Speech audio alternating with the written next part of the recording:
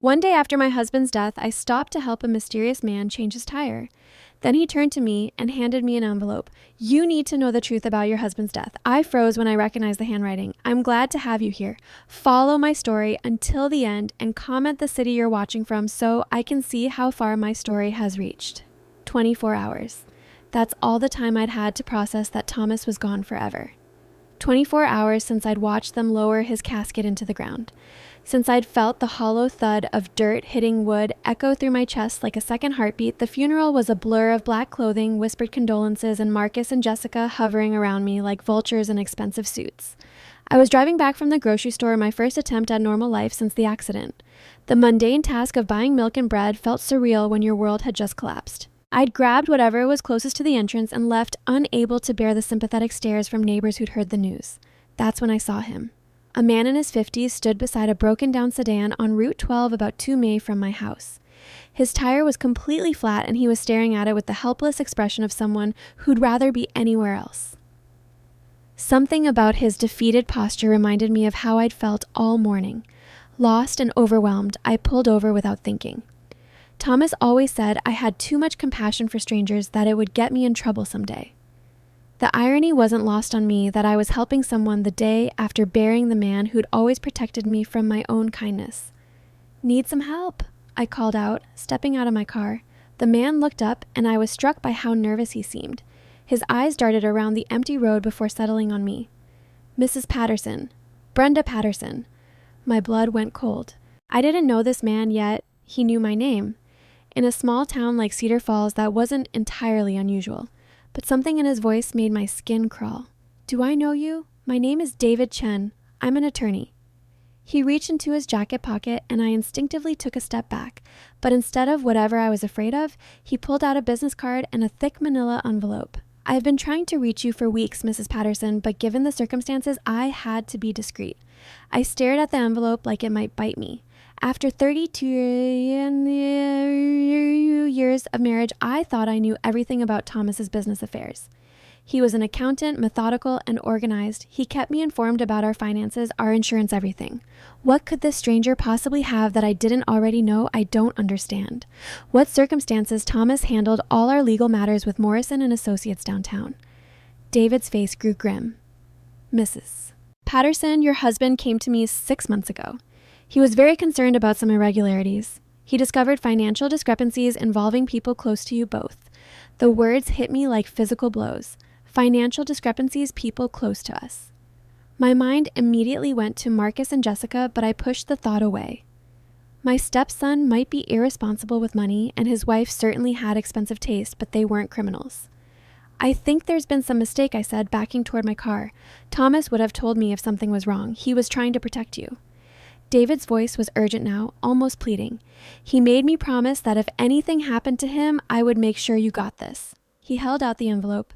Mrs. Patterson, I've been trying to find a safe way to contact you for 3 weeks. Your husband's death wasn't, don't. The word came out harder than I intended. Don't you dare finish that sentence. Thomas died in a car accident. Black ice on Miller's Bridge. The police report was very clear, but even as I said it, doubt crept in. Thomas had driven that route to work for 15 years. He knew every curve, every dangerous spot. He was the most careful driver I'd ever known, someone who checked the weather obsessively before leaving the house.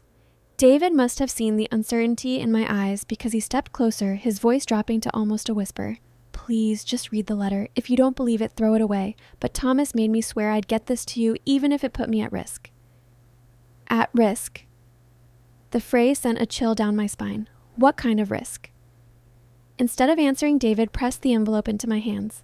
His fingers were shaking. I can't stay here much longer. It's not safe for either of us to be seen together. Read the letter tonight alone. If you decide you want to know more, there's a phone number inside. Call it from a payphone, not your home phone. Before I could protest, he was already getting back into his car. The flat tire that had supposedly stranded him was now perfectly fine. I realized with growing horror that this entire encounter had been staged. Wait! I called after him, but he was already driving away, leaving me standing on the side of the road, clutching an envelope that felt like it weighed 1,000 pounds. The drive home passed in a haze. I kept glancing at the envelope on my passenger seat, Thomas's name written across it in handwriting I didn't recognize. My hands shook so badly I could barely grip the steering wheel. When I pulled into our driveway, my driveway now, I suppose I noticed Marcus's BMW parked outside. Through the kitchen window, I could see him and Jessica moving around inside my house. They'd been helping me organize Thomas's affairs, which mostly seemed to involve going through his papers and asking pointed questions about bank accounts and insurance policies. I slipped the envelope into my purse before going inside. Whatever David Chen wanted me to know, I wasn't ready to share it with anyone else. "Mom!" Jessica's voice was syrupy sweet, the same tone she used when she wanted something. "We were so worried when you didn't answer your phone. Where did you run off to?" The question felt loaded, suspicious. Had they been watching me? "Just needed some groceries," I said, forcing a smile. "You know how it is." Marcus looked up from the stack of papers he'd been sorting through on Thomas's desk. "We've been going through Dad's financial records trying to get a handle on everything for you. There are some accounts here I don't recognize. Did he ever mention keeping money in other banks?" My stomach clenched.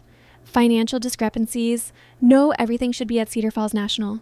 That's where we've banked for 20 years. Jessica exchanged a quick glance with Marcus. It was barely a second, but I caught it. "Of course, Mom. We just want to make sure we don't miss anything important. You shouldn't have to worry about these details while you're grieving." They stayed for another hour asking subtle questions about passwords, safe deposit boxes, and investment accounts.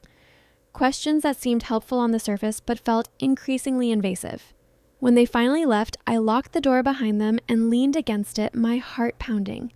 The envelope seemed to burn through my purse as I sat at the kitchen table staring at it.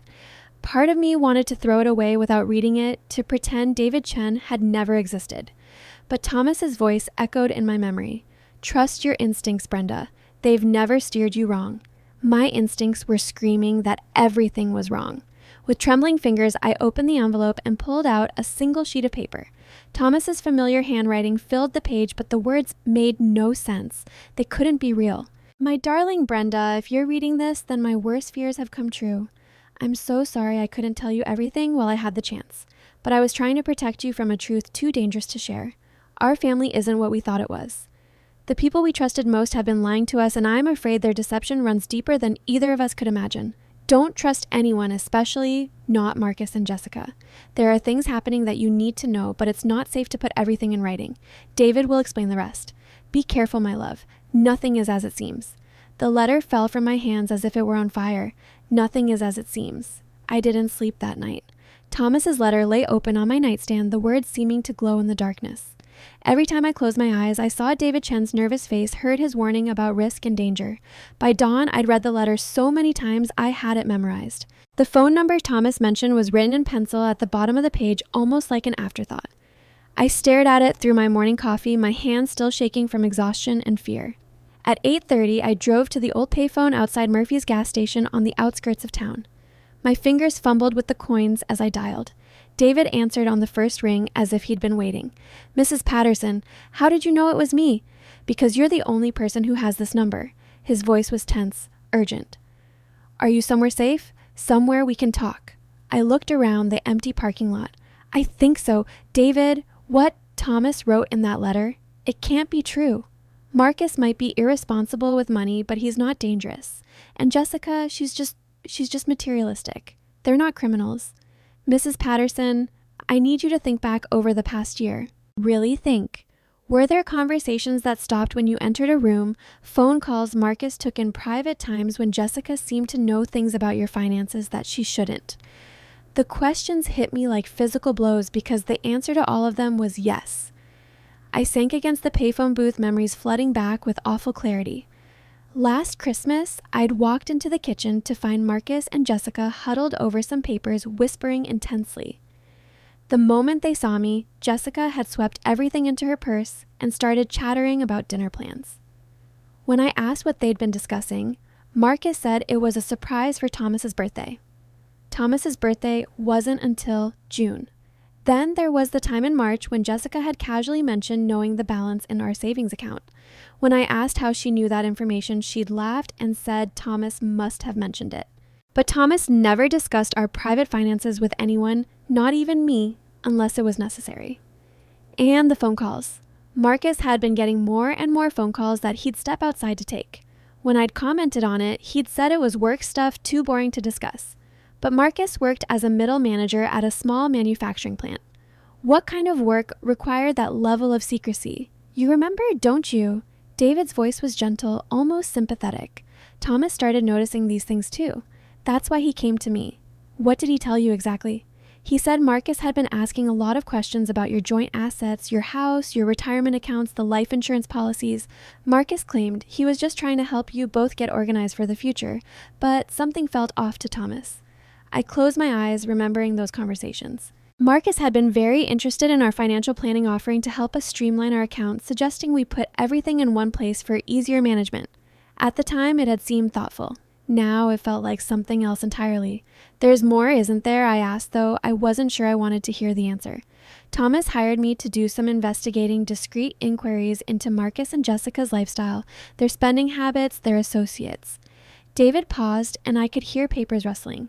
Mrs. Patterson, in the past 2 years, they've been living well beyond their means. Designer clothes, expensive vacations, a new car every year. Marcus's salary from the plant couldn't support that lifestyle.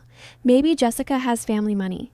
Her parents live in that big house on Elm Street. Her parents are mortgaged to the hilt. They've been struggling financially for years. No, Mrs. Patterson. Marcus and Jessica's money is coming from somewhere else, somewhere they don't want anyone to know about. The implication hung heavy in the air between us. I thought about all the times they'd visited, how Jessica always seemed to know when Thomas was getting a bonus or when our insurance payments were due, how Marcus had volunteered to help Thomas with his computer after claiming he was having trouble with his accounting software. Thomas's computer, I whispered. Marcus had access to Thomas's computer. What are you thinking? 6 months ago, Thomas mentioned his accounting program was running slowly. Marcus offered to help fix it.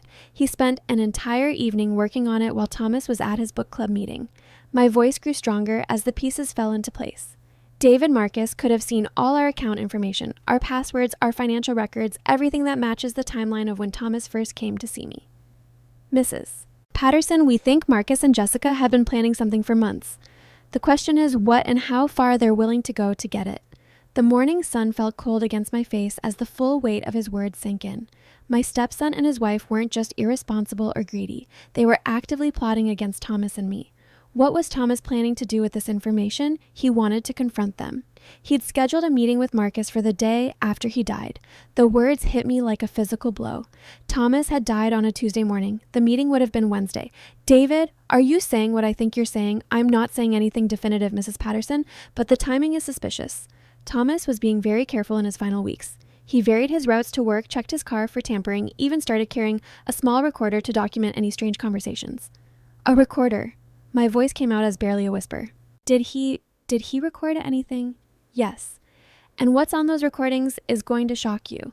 I gripped the payphone so tightly my knuckles went white. What kind of recordings? Conversations between Marcus and Jessica. They didn't know Thomas was listening. Mrs. Patterson, they've been discussing your assets like they already owned them. They've been making plans for after Thomas was gone, talking about how to get you to sign papers, how to gain access to accounts. The world seemed to tilt around me. I had to lean against the phone booth to keep from falling. How long has this been going on? Based on the recordings, at least 8 months, maybe longer. Thomas documented everything methodically like the accountant he was. Dates, times, exact quotes. He was building a case as if his own family were criminals he needed to prosecute. The betrayal cut so deep I could hardly breathe. David, I need to hear those recordings. Are you sure? Once you know the truth, you can't unknow it. And Mrs. Patterson, there are things on those recordings that will change how you see everything, including Thomas's death. I closed my eyes thinking of my husband's gentle face, his quiet strength, his unwavering integrity. Thomas had died believing his own son was stealing from us. The last weeks of his life had been poisoned by this knowledge, and I hadn't even known he was suffering. I'm sure I need to know everything. Oh, meet me tonight at 9 Hazura at the Riverside Diner on Highway 41. Come alone and make sure you're not followed. If Marcus and Jessica suspect you know something, they might accelerate whatever they have planned. The line went dead before I could ask what he meant by that.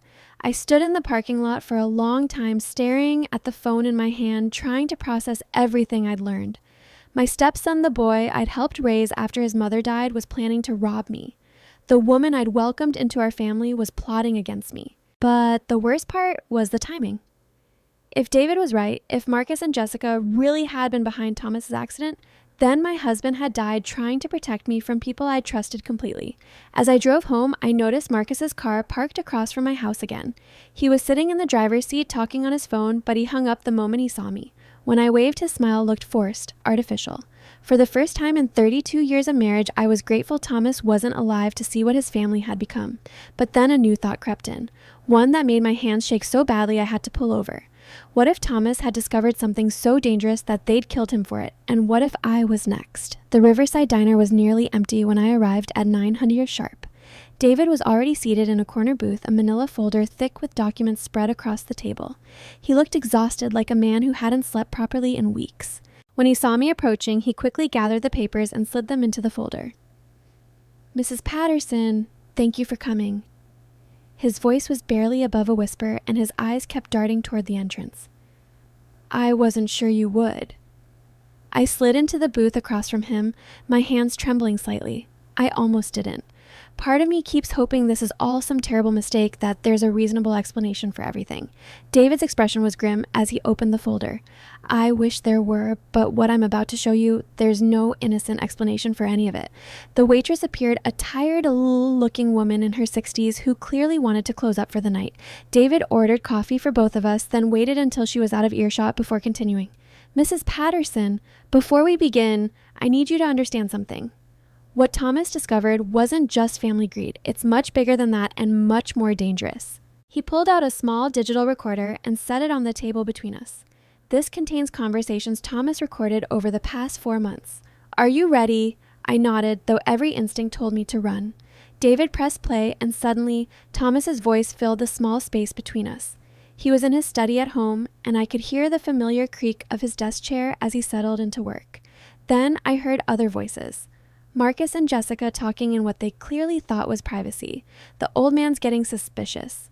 Marcus was saying he's been asking too many questions about the Henderson account. My blood went cold. The Henderson account. I knew that name. Eleanor. Henderson was an 83-year-old widow who lived alone on Maple Street. Thomas had done her taxes for years, and she trusted him completely. Jessica's voice came through clearly. "How much do you think she has left? At least $200,000 in liquid assets, maybe more. She's been living off Social Security and a small pension, barely touching the principal." Perfect. We just need to keep Thomas distracted until the transfer goes through. Once we have access to her accounts, we can move the money offshore like we did with the others. The others, I gripped my coffee cup so tightly I was surprised it didn't shatter. "David, what are they talking about? What others?" He paused the recording and pulled out a stack of photographs, bank statements, forged signatures, transfer documents. "Mrs. Patterson, your stepson and his wife have been running a sophisticated elder fraud operation. They target elderly people who trust Thomas to handle their finances. Then they systematically drain their accounts." The photos blurred as tears filled my eyes. These weren't strangers' bank statements. I recognized the names. Mrs. Kowalski from church, Mr. Peterson, who lived 3 houses down, the Yamadas who'd been our neighbors for 15 years, all elderly, all alone, all trusting. "How many?" I whispered. "We've identified at least 12 victims over the past 2 years. The total amount stolen is approximately $800,000. $800,000. The number was so large I couldn't even comprehend it. But how Thomas would never. He's the most honest man I know. Thomas wasn't involved. They were using his name, his reputation, his client relationships, but he had no idea what was happening. Marcus has been intercepting mail, forging signatures, creating false documents. Jessica handles the technical side. She's apparently quite skilled with computers and financial software. David started the recording again. This time, I heard Jessica explaining how she'd hacked into Thomas's client database, how she'd learned to forge his signature perfectly, how they'd set up fake companies to hide the money trail. "The beauty of it is that most of these old people won't notice for months," Jessica was saying with a laugh that made my skin crawl. "By the time they figure out their money's gone, we'll be long gone too." "What about Thomas?" Marcus asked. "He's bound to notice eventually. That's what the life insurance is for." Jessica replied casually as if she were discussing the weather. $500, $1,000 is a nice consolation prize, and once he's gone, Brenda will be so grateful to have us handling everything. I felt like I'd been punched in the stomach. They were talking about Thomas's death like it was part of their business plan. David paused the recording and reached across the table to steady my shaking hands. "Mrs. Patterson, I know this is difficult, but there's more. More. How can there be more? He pulled out another photograph, this one showing Marcus's car parked outside Murphy's Auto Repair. This was taken 2 days before Thomas's accident. Marcus was having work done on his car. Specifically, he was having a device installed that could interfere with another car's braking system. The diner seemed to spin around me. You're saying they murdered him. I'm saying they had the means and the motive, and the timing is too convenient to be coincidental. Thomas was scheduled to meet with the FBI the day after he died. He was going to turn over all his evidence and testify against Marcus and Jessica, the FBI. My quiet, methodical husband had been working with federal agents. The man who got nervous when he was 5 minutes late to church had become an undercover informant in his own family. Why didn't he tell me? The question came out as a sob. He was trying to protect you. Look at this. David showed me a handwritten note in Thomas's careful script. He wrote this the night before he died.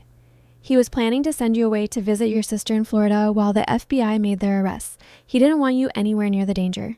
I read Thomas's note through my tears. Brenda is innocent of all of this. She must be protected at all costs. If something happens to me before we can move forward, please make sure she knows the truth. She deserves to know that I loved her enough to try to save her from this nightmare. He knew, I whispered. He knew they were going to kill him. We think so. Yes, Mrs. Patterson. The accident report shows that Thomas's brakes failed completely. No mechanical reason, no wear and tear. The brake lines were severed, but in a way that would only become apparent under extreme pressure, like the kind of pressure you'd encounter on a steep curve during icy conditions. Miller's Bridge, the steepest, most dangerous curve on Thomas's route to work. If someone wanted to cause an accident that would look natural, that would be the perfect place. David. If this is all true, if they really killed Thomas, then I'm in danger too. The realization hit me like ice water. They're not done. He nodded grimly. The life insurance money isn't enough for them. They want access to your joint assets, your retirement accounts, everything. And they've been positioning themselves as your support system, the loving family members who will help you through your grief. I thought about how they'd been coming by every day, asking about passwords and bank accounts, offering to help with paperwork. How Jessica had suggested I update my will to make things easier for everyone. How Marcus had volunteered to handle Thomas's estate. They're going to try to get me to sign something, aren't they? Almost certainly. Power of attorney documents, estate transfers, maybe even a new will that benefits them. And if you resist... David didn't finish the sentence, but he didn't need to. The waitress approached our table, clearly wanting to close up. David quickly gathered his papers and left money for the coffee. Mrs. Patterson, we need to get you somewhere safe while we figure out our next move. Next move, David, we have to go to the police. Show them the evidence. It's not that simple. Marcus and Jessica have been very careful. The evidence is largely circumstantial, and they have alibis for the night Thomas died. Plus, they've been portraying themselves as the grieving family members. Any accusations from you would look like the paranoid ramblings of a distraught widow. We walked out to the parking lot together, and David handed me a prepaid cell phone. Use this to contact me. Don't use your home phone or your regular cell. And Mrs. Patterson, be very careful what you say around Marcus and Jessica. If they suspect you know anything, they might accelerate their timeline. I sat in my car for a long time after David left, staring at the evidence folder he'd given me. 12 elderly victims, $800,000. My husband murdered for trying to do the right thing, and I was next on their list. But as I drove home through the dark streets of Cedar Falls, a new emotion began to replace the fear and grief, anger, pure burning rage at the people who betrayed Thomas's trust, stolen from vulnerable elderly people, and murdered the man I loved. They thought they were dealing with a helpless widow who'd be easy to manipulate. They had no idea who they were really dealing with. When I pulled into my driveway, I noticed Marcus's BMW was gone, but there were fresh footprints in the snow leading to my back door. Someone had been trying to get into my house while I was gone. As I unlocked my front door, I realized something else. The funeral had been 3 days ago, but I was no longer grieving. I was planning. And Marcus and Jessica had no idea what was coming. I barely slept that night. Every creak of the house making me jump. The footprints in the snow kept haunting me. Someone had tried to break into my home while I was meeting with David, and I knew exactly who it was. By morning, I'd made a decision that would have terrified the old Brenda, the one who'd existed just 4 days ago. I was going to confront them, but I had to be smart about it. David's warnings echoed in my head. If Marcus and Jessica suspected I knew the truth, they might do something desperate. I needed to act like the grieving widow they expected me to be while gathering more evidence. Around 10 in the morning, Marcus called. His voice had that false concern I was now learning to recognize. Mom, I was thinking about you last night. You shouldn't be alone in that big house. Why don't Jessica and I come over? We could help you go through more of Dad's things, go through Thomas's things, looking for evidence more likely. That's thoughtful of you, Marcus. I'd appreciate the company. They arrived an hour later, Jessica carrying a casserole dish and wearing an expression of practiced sympathy. I made your favorite tuna noodle casserole, she said, giving me a hug that felt like ice. You need to keep your strength up. I thanked her and put the casserole in the refrigerator, making a mental note never to eat it. After what I learned about these two, I wasn't taking any chances. Marcus went straight to Thomas's study while Jessica stayed with me in the kitchen. I watched through the doorway as he rifled through drawers and filing cabinets with practiced efficiency. This wasn't grief or helpfulness. This was a search operation. Marcus seems very thorough, I said to Jessica, testing the waters. She followed my gaze and laughed. You know how he is about organization. He just wants to make sure we don't miss anything important. There might be insurance policies or investment accounts that Thomas never mentioned. The casual way she said it made my skin crawl. She was fishing for information, trying to find out what I knew about our finances. Thomas was very organized. He kept everything in the safe deposit box at the bank. Jessica's eyes sharpened. Oh, that's smart. Do you have the key? Of course. We'll need to go together sometime this week to inventory everything. I watched her face carefully as I said it and saw the flash of excitement she tried to hide. That sounds like a good idea. These things are always easier to handle when family works together. Family. The word tasted bitter in my mouth now. Marcus emerged from the study looking frustrated. Mom, did Dad keep any files at his office? I can't find some of his client records. My heart raced. He was looking for evidence of the elder fraud scheme, probably trying to figure out what Thomas had discovered. He brought most of his work home during tax season. What kind of records? Oh, just some client files. Nothing important. But his tone suggested otherwise. You know it might be easier if I had access to his computer passwords for settling his business affairs. There it was. They wanted access to Thomas's computer where he'd probably kept digital copies of all his evidence. I forced myself to look confused and helpless. I wouldn't even know where to begin with his computer. You know how hopeless I am with technology. Jessica jumped in immediately. We could help with that, Mom. Marcus is very good with computers. I'll bet he is. I thought that's very kind, but I think I should probably have his business partner handle the professional matters. Thomas always said work and family should stay separate. The look Marcus and Jessica exchanged was barely concealed irritation. Their helpful facade was starting to crack. Of course, Jessica said with forced brightness. We just want to help however we can. These practical matters can be so overwhelming when you're grieving. I excused myself to use the bathroom, but instead I slipped into the guest bedroom where I could overhear their conversation. They thought they were whispering, but sound carried easily in the old house. She's being evasive, Marcus was saying. Something's different about her today. Maybe she's just processing everything. It's only been a few days. No, this is different. She's not as helpless as she usually acts. And did you notice how she steered us away from the computer? My blood ran cold. They'd seen through my performance. Do you think she knows something? Jessica's voice was tense. I don't see how she could. The old man was careful about keeping her out of his business affairs. But we need to move faster. Get her to sign those power of attorney papers this week. What if she refuses? There was a long pause, and when Marcus spoke again, his voice was cold in a way that made my knees weak. Then we'll have to consider other options. We've come too far to let her ruin everything now. Other options.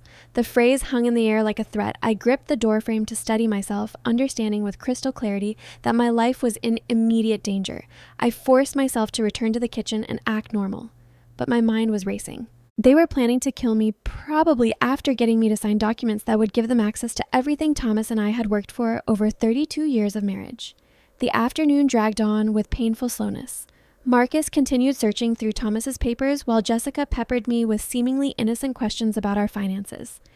How much life insurance did Thomas have? Had we ever discussed what I wanted to do with the house? Did I have a will? Each question felt like a probe. Testing my defenses, I answered vaguely, playing the confused widow. But inside, I was cataloging every word for David.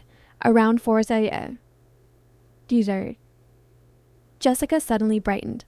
Oh, Mom, I almost forgot. I brought some papers for you to look at. Just some simple estate planning documents that might make things easier going forward.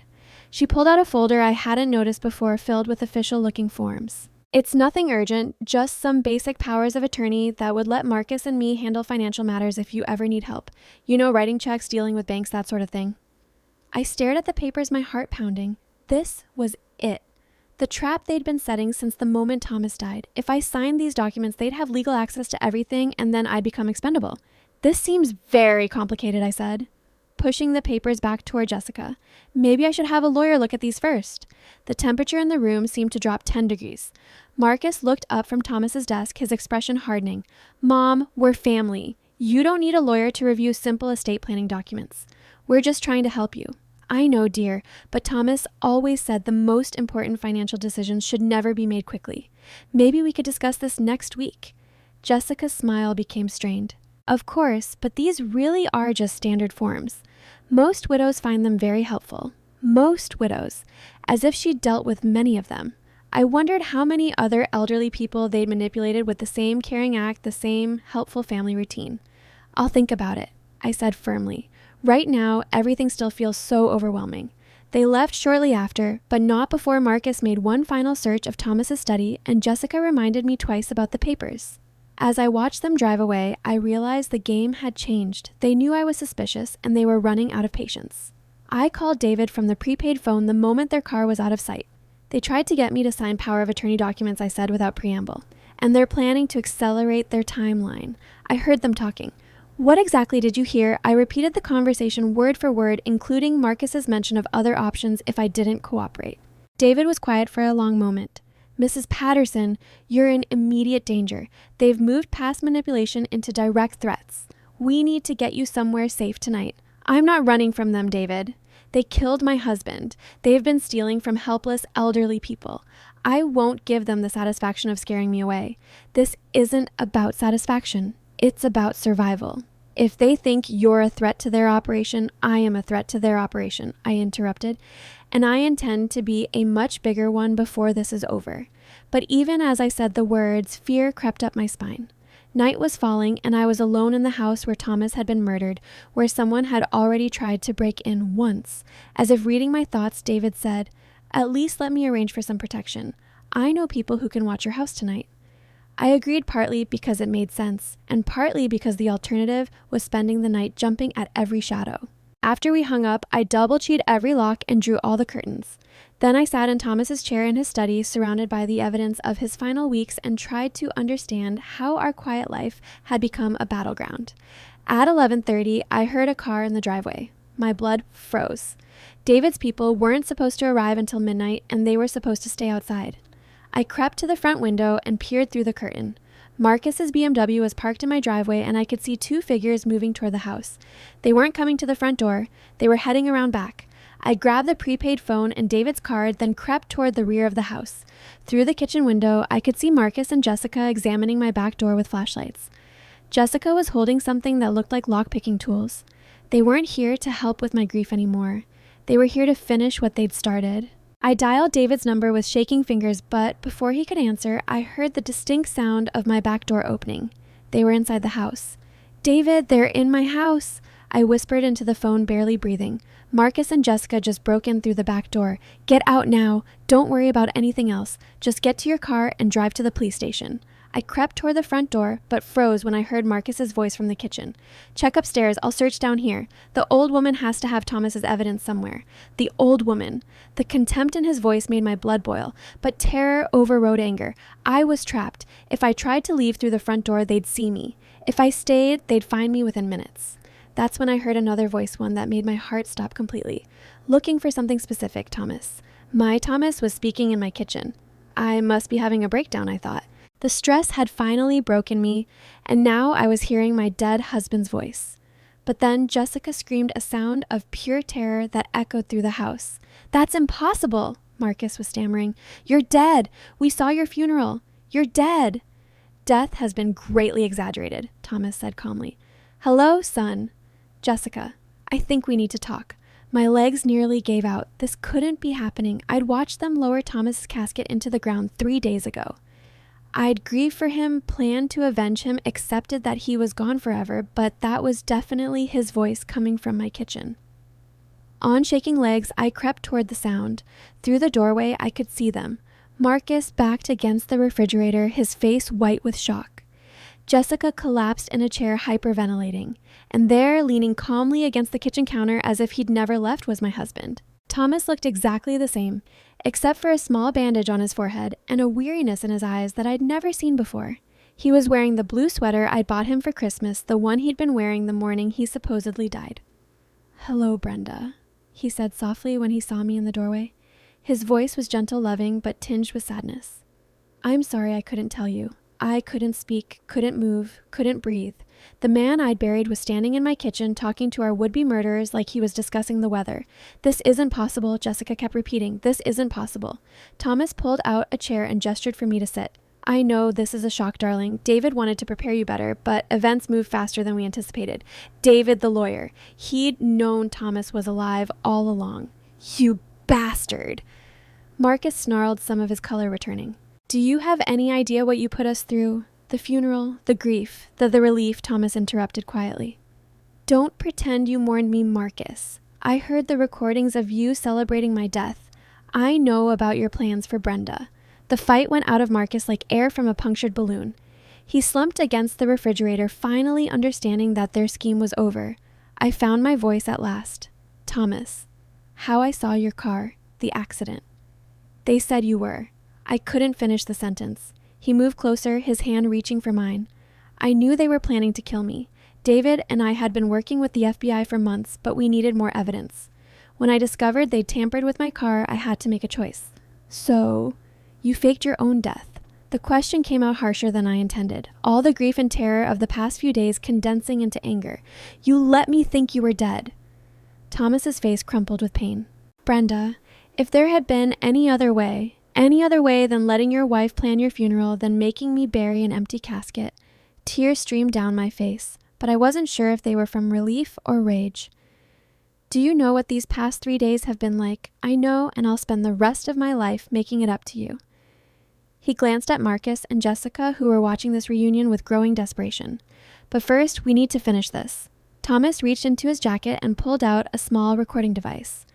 "Marcus, Jessica, you're both under arrest for conspiracy to commit murder, elder fraud, and about 15 other federal charges." "Under arrest?" Marcus laughed bitterly. "You're not a cop, old man. You can't arrest anyone." That's when David Chen walked through my back door, followed by 2 people in FBI windbreakers. Actually, David said we can.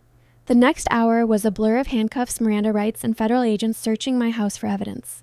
Marcus and Jessica were led away in separate cars, both of them still looking stunned that their carefully planned operation had fallen apart so spectacularly. Through it all, Thomas stayed beside me, his hand on my shoulder like an anchor in a storm.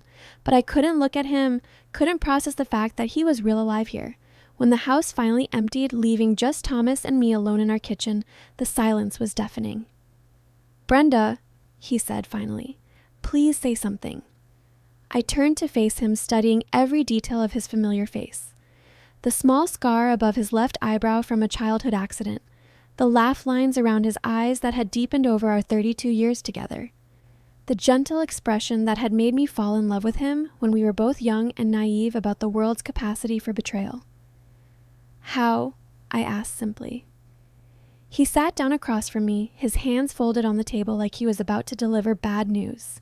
"The morning of the accident, David called to warn me that the FBI had detected unusual activity around my car. Someone had been tampering with it overnight. Marcus, yes. We realized they were ready to move to the final phase of their plan. David and I had less than an hour to decide what to do. So, you chose to fake your death rather than simply having them arrested?" Thomas sighed deeply. The evidence wasn't complete yet. We had recordings, financial records, but nothing that would guarantee convictions on the federal charges. If we'd arrested them, then they might have gotten light sentences, or worse, they might have walked free and disappeared. So instead, you decided to traumatize me. Instead, I decided to protect you. His voice was firm now, the accountant's precision I loved for 3 decades.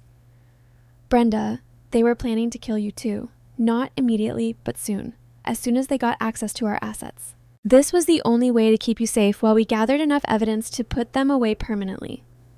I stared at him, trying to reconcile the man I'd married with someone capable of such an elaborate deception. "The funeral, Thomas. I planned your funeral. I picked out your casket and chose your burial suit and wrote your obituary." "I know." His voice broke slightly. David told me about every detail. The flowers you chose, the song you asked them to play, the speech Marcus gave about what a wonderful father I was. He cried at your funeral, I said bitterly. Actual tears. Crocodile tears. We have recordings of him celebrating my supposed death less than an hour after the service. The casual way he said it made something inside me snap. Stop it. Stop talking about this like it's just another case file. I grieve for you, Thomas. I mourn the love of my life. I spent 3 days planning how to avenge your murder. He looked genuinely surprised. Avenge my murder? I thought they'd killed you. I was going to destroy them for it. The admission surprised me too. I was so angry, so hurt that I was planning things I never thought I was capable of. Thomas reached across the table and took my hands in his. They were warm, solid, absolutely real. I'm sorry. I know those words aren't enough, but I am so deeply sorry for what I put you through. When David told me you discovered the truth about Marcus and Jessica that you were investigating on your own, I realized I'd underestimated you, underestimated me, how I thought I was protecting you by keeping you ignorant. I thought if you didn't know the truth, they wouldn't see you as a threat. He squeezed my hands gently. But you're stronger than I gave you credit for. Braver. When you heard David's evidence, you didn't fall apart. You fought back. I pulled my hands away from his. I wouldn't have needed to fight back if you'd trusted me with the truth in the first place. You're right. He didn't try to defend himself. Didn't make excuses. I made the wrong choice, and it hurt you in ways I'll probably never fully understand. But Brenda, I need you to know that every decision I made was because I love you more than my own life. I looked at him sitting across from me at the kitchen table where we'd shared thousands of meals, made countless plans, built our life together. One conversation at a time. He was the same man who'd held me through my mother's illness, who'd supported my dreams even when they seemed impossible, who'd loved me unconditionally for 32 years. But he was also the man who'd let me bury an empty casket. I don't know how to forgive this, I said honestly. I don't know if I deserve forgiveness, he replied, but I know I love you and I know I want to spend whatever time I have left earning back your trust. Outside, dawn was breaking over Cedar Falls, painting the kitchen in soft golden light. In a few hours, the phone would start ringing. The news of Marcus and Jessica's arrest would spread through town like wildfire. People would want explanations, answers, the full story of how their quiet neighbor had returned from the dead to bring down a criminal conspiracy.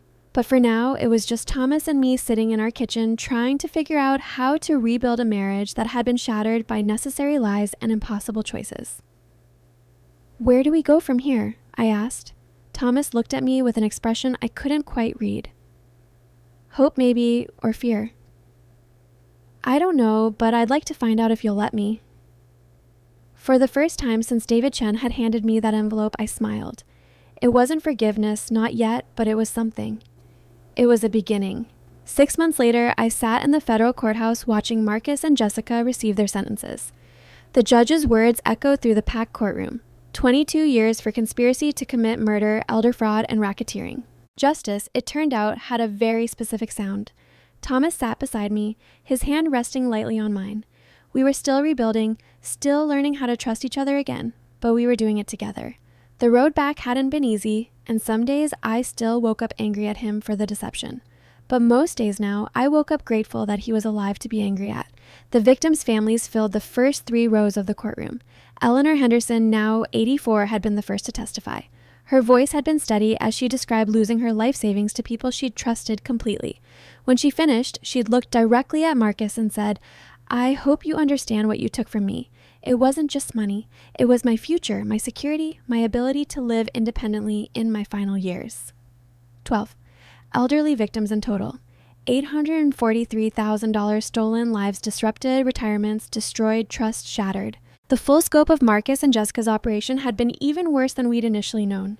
The FBI investigation revealed that they'd been running similar schemes in 3 other states before settling in Cedar Falls. They'd targeted Thomas specifically because of his reputation for honesty and his elderly client base. Their plan had been to milk his business relationships for everything they could get, then disappear with new identities they'd already prepared. Thomas's death was supposed to be the final stage, eliminating the one person who might have discovered their activities while also providing them with life insurance money and access to our joint assets through me. The defendants showed sophisticated criminal planning and a callous disregard for their victims. The judge continued, "This court finds no mitigating factors that would justify leniency." I watched Jessica's face crumple as the reality of 22 years in federal prison sank in. Part of me felt sorry for her, the part that remembered welcoming her into our family, helping her plan her wedding to Marcus, sharing holidays and birthdays and ordinary Tuesday dinners. But mostly I felt relief that she couldn't hurt anyone else. Marcus showed no emotion at all as he was led away in handcuffs. He'd maintained his innocence throughout the trial, claiming that Jessica had manipulated him, that he'd been a victim too. The jury hadn't believed him, and neither had I. The recordings Thomas had made revealed Marcus as the mastermind, the one who'd identified vulnerable targets and planned their systematic exploitation. After the sentencing, we gathered with the other victims' families in the courthouse cafeteria. It wasn't a celebration exactly, but there was a sense of closure that had been missing for months. Eleanor Henderson hugged me tightly. "Thank your husband for me," she said. "If he hadn't been brave enough to investigate, we might never have gotten justice." Thomas accepted the thanks graciously, but I knew he still carried guilt about not acting sooner. The therapist we'd been seeing together said that was normal, that survivors of betrayal often blame themselves for not recognizing the signs earlier. Dr. Martinez had been helping us navigate the complex emotions of rebuilding our marriage after such a fundamental deception. Some sessions were productive, others were painful, but we kept going because we both wanted to find our way back to each other. Trust isn't rebuilt overnight, she told us in our first session. It's reconstructed slowly, one honest conversation at a time. We'd had many honest conversations over the past 6 months about Thomas's decision to fake his death without telling me about my anger at being excluded from decisions that affected my own life, about how we could have handled the situation differently. We'd also made practical changes. Thomas had insisted I be involved in every aspect of his business going forward. I now had access to all his client files, his computer passwords, his financial records. No more protective secrets, no matter how well-intentioned. In return, I'd stop punishing him for a choice he'd made under impossible circumstances. It wasn't forgiveness, not exactly, but it was acceptance that we'd both done the best we could with the information we had at the time. The drive home from the courthouse was quiet. Thomas finally broke the silence as we turned onto our street. "How do you feel?" I considered the question carefully. Relieved, sad, angry that it had to come to this. I paused, grateful that you're here to see justice done. Our house looked different now, somehow. We'd changed the locks, updated the security system, and I'd insisted on repainting the kitchen, where I'd first heard Thomas's voice after believing him dead. Small changes, but they helped make the space feel like ours again instead of a crime scene. We'd also made larger changes. Thomas had sold his accounting practice to his partner and taken early retirement. At 62, he was too young to stop working entirely, but he wanted something less stressful, less dependent on the kind of intimate client relationships that Marcus and Jessica had exploited. I'd surprised myself by going back to school. At 59, I was working toward a degree in social work with a focus on elder advocacy. The idea had come to me during one of our therapy sessions when Dr. Martinez asked what I wanted to do with my anger about the crimes. Channel it, I'd said without thinking. Use it to help other people avoid what we went through. Thomas had been completely supportive, even helping me navigate the college application process and study for entrance exams. It felt good to have a purpose beyond rebuilding our marriage, something that was entirely my own. That evening, we sat on our back porch watching the sunset. It was the same porch where Thomas had secretly recorded Marcus and Jessica planning their crimes, but we'd reclaimed it by spending time there together, making new memories to overlay the painful ones. "I got a letter from David today," Thomas said, pulling an envelope from his shirt pocket. "The FBI wants to offer him a full-time position with their white-collar crime unit." David Chen had become something of a hero in the law enforcement community for his role in exposing the elder fraud ring. His willingness to risk his own safety to deliver Thomas's message to me had been crucial to the case's success. "He deserves it," I said. "He saved both our lives." He did. Thomas opened the letter and scanned it quickly. He's also recommending us for the FBI's victim advocacy program. They want people who've been through this kind of experience to help other victims navigate the legal process. The idea intrigued me. We could help other families who'd been torn apart by financial crimes, other elderly victims who'd lost their savings to trusted advisors. We could turn our painful experience into something useful. "What do you think?" Thomas asked. I leaned back in my chair, watching the last traces of sunlight fade from the sky. 6 months ago, I'd been planning my husband's funeral and plotting revenge against his killers. Today, I was contemplating a future where we'd help other people heal from similar betrayals. "I think it sounds perfect," I said. Thomas reached over and took my hand. We make a good team, don't we? I squeezed his fingers, feeling the solid reality of his presence. We always have, even when we didn't realize it. Later that night, as we got ready for bed, I caught sight of myself in the bathroom mirror. I looked different than I had 6 months ago. Older, yes, but also stronger, more aware. The woman looking back at me had survived betrayal, grief, terror, and deception, and had come through it with her compassion intact. The old Brenda had been trusting to a fault content to let Thomas handle the difficult aspects of life while she focused on home and family. The new Brenda was still compassionate, but she was also vigilant. She asked questions, demanded answers, and trusted her instincts, even when they led to uncomfortable truths. Both versions of me had loved Thomas deeply, but the new version loved him with her eyes wide open. "Ready for bed?" Thomas asked from the doorway. "Almost." I turned away from the mirror and smiled at him, just thinking about everything that's happened, how much we've both changed. Do you regret any of it? Not the crimes or the deception, but the way we've grown from it? I considered his question seriously. 6 months ago, I would have said I just wanted my old life back. The comfortable routine of trusting without question. Now I understood that comfort had come at the cost of awareness, that my willingness to remain naive had made me complicit in my own vulnerability. "No," I said finally. "I don't regret becoming someone who won't be fooled again." Thomas nodded, understanding exactly what I meant. "I love this version of you. You know, even when she's angry at me for lying to her especially, then I corrected him. The angry version of me is the one who is ready to take on criminals to avenge you. She's the one you're going to want on your side for whatever comes next." As we turned off the lights and settled into bed, I felt something I hadn't experienced in months. Complete peace. Marcus and Jessica were in prison where they belonged. The elderly victims they'd targeted were beginning to recover their stolen assets. Thomas was alive, real warm beside me in our bed. We'd survived betrayal by the people we trusted most, and we'd emerged stronger, more united, more purposeful than before. Tomorrow, we'd start the next chapter of our lives helping other families navigate the aftermath of financial crimes. We'd turn our pain into purpose, our experience into expertise. But tonight, we were just Thomas and Brenda Patterson, married 32 and 1/2 years, lying in bed in our house in Cedar Falls, grateful to be alive and together and ready for whatever challenges the future might bring. Some endings are actually beginnings in disguise. Now, I'm curious about you who listen to my story. What would you do if you were in my place? Have you ever been through something similar? Comment below. And meanwhile, I'm leaving on the final screen 2 other stories that are channel favorites, and they will definitely surprise you. Thank you for watching until here.